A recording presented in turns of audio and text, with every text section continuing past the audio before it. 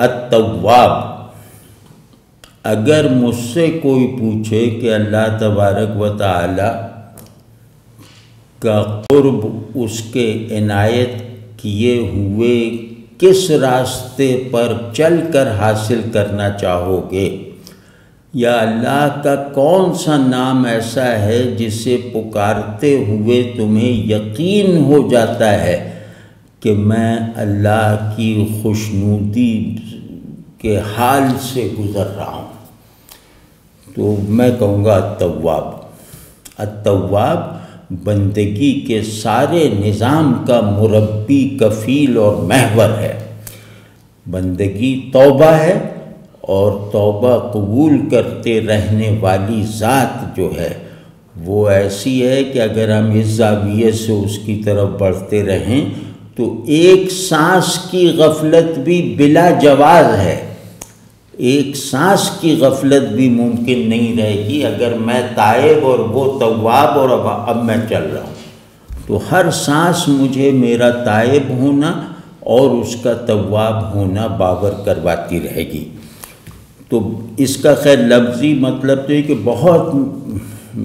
بہت فیاضی کے ساتھ توبہ قبول کرنے والا، ہر توبہ کو قبول کرنے والا، یہ لفظی مطلب ہوا۔ اب اسی میں سے مطلب، کیونکہ یہ اللہ ہے، عدم کو وجود سے بدلنے والا، تو اس کا مطلب اس شان الوہیت کی رعایت کے ساتھ ہے توبہ کو وجود بخشنے والا۔ التواب وہ ہے جس نے توبہ کو ایجاد کیا ہے ایک راستے کے طور پر، ایک وجودی قدر کے طور پر، شعور کے ایک مرکزی خیال کے طور پر، تاکہ لوگوں کو اس کی طرف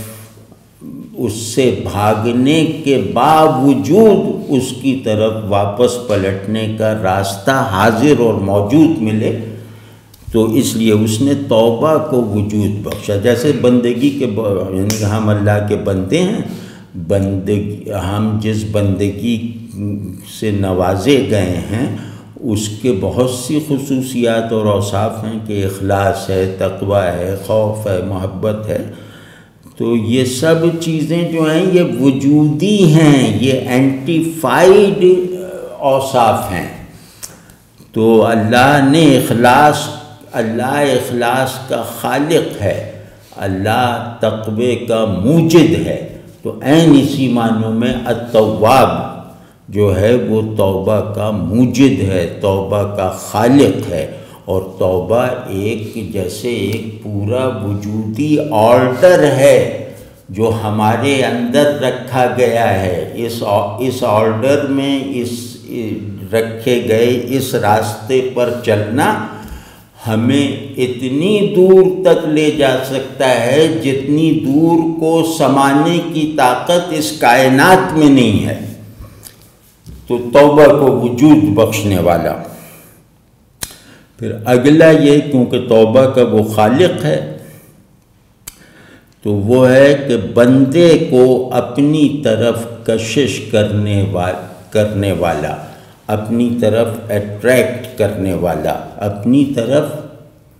کمال رحمت سے کھینچنے والا۔ تو یہ توبہ کشش بھی ہے۔ تو اب یہ بندہ جو ہے یہ گنہگار ہونا ضروری نہیں ہے، تائب ہونا فرض ہے، چاہے گناہ کیا ہو یا نہ کیا ہو۔ تائب ہوئے بغیر، تائب رہے بغیر جو ہے وہ اللہ سے تعلق کا ایک ذرہ بھی حاصل نہیں ہو سکتا۔ تو دونوں معنوں میں کہ، اور پھر یہ کہ جیسے اب اس کی وہ کرتے ہیں کیٹیگرائزیشن کہ بندے کو اپنی طرف کشش کرنے والا، مہربان۔ اب ہے کہ استغفار کر، اس کی پہلی نشانی یہ کہ جو گناہ کر کے استغفار کرے اس کو فوراً معاف فرما دینے والا، بغیر کسی جرا قدا کے، بغیر اسے شرمندہ کیے، بغیر اس سے مزید وضاحتیں مانگے، اس کو فوراً معاف کر دینے والا، بشرطے کہ وہ استغفار کر رہا ہو، اس نے واقعی استغفار کیا ہو۔ دوسری اسی کی اسٹیج ہے کہ اپنی طرف پلٹنے والے کو، یعنی ایک آدمی گناہ کر کے اللہ سے دور چلا گیا، اب اس کو توفیق حاصل ہوئی توبہ کی، تو گویا وہ اب اپنا رخ صحیح کر رہا ہے اللہ کی طرف اور لپک رہا ہے اللہ کی طرف۔ گناہ سے پیدا ہونے والی ندامت نے اس کے اندر اللہ کا عاشق بننے کا جذبہ جگا دیا ہے، تو اس کو جو ہے وہ اپنی طرف پلٹنے والا ایسا، تو اس کو خوشنودی کے ساتھ، یعنی اس نے اللہ کی طرف پلٹنے کا فیصلہ کر لیا، ایک عاشقانہ عزم کے ساتھ، ایک عاجزانہ یکسوئی کے ساتھ، اور ایک احسان مندانہ تشکر کے ساتھ اور حسن امید کے ساتھ،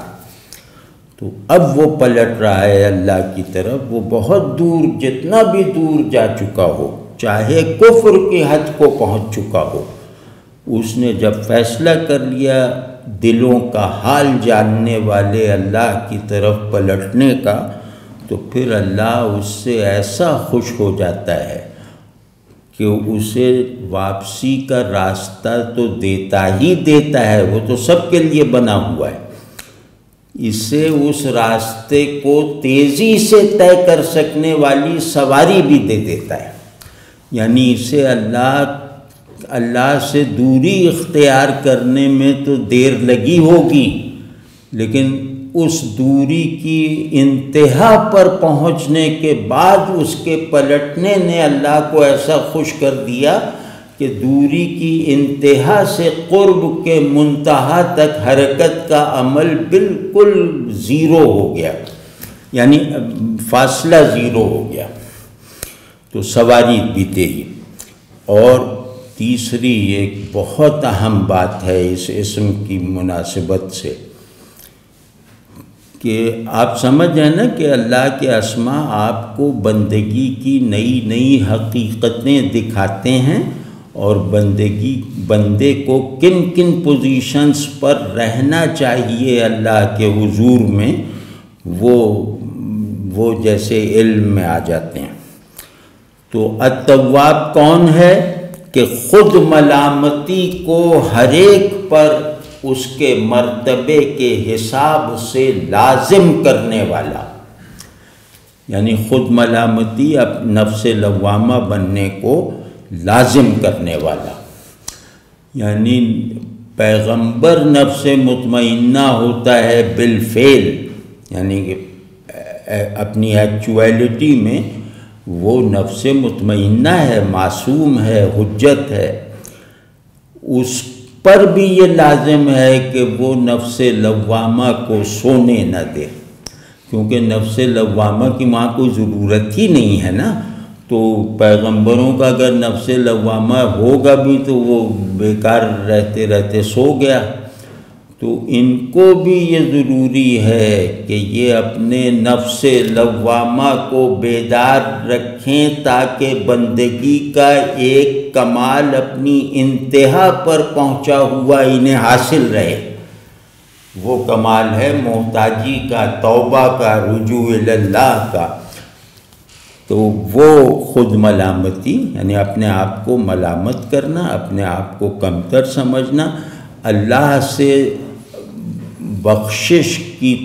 طلب میں شدت رکھنا، اپنی آخرت کو اللہ کی مغفرت سے مشروط رکھنا، یہ سب کچھ جو ہے یہ نبی سے لے کر عام آدمی تک سب پہ واجب اور سب پہ لازم ہے۔ سب سے بڑے